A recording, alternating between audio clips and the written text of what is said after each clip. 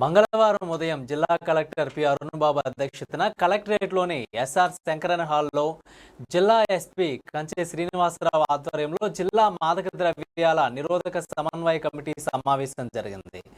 జిల్లా కలెక్టర్, జిల్లా ఎస్పీలు మాట్లాడుతూ జిల్లా వ్యాప్తంగా గుర్తించిన గంజాయి హాట్స్పాట్లపై పోలీసులు గట్టి నిఘా ఏర్పాటు చేయాలన్నారు. మాదక ద్రవ్యాల సంబంధిత కార్యకలాపాల్లో ఉన్న అనుమానిత వ్యక్తుల నివాస ప్రాంతాలను అధికారులు తనిఖీ చేయాలన్నారు.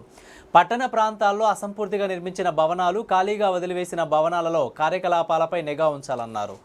పిట్ ఎన్డీపీఎస్ చట్టం కింద ఎక్కువ సంఖ్యలో కేసులు నమోదై ఎక్కువ మొత్తంలో గంజాయి సరఫరా చేస్తూ లేదా అమ్ముతూ దొరికిన వారి ఆస్తులు జప్తు చేస్తామన్నారు.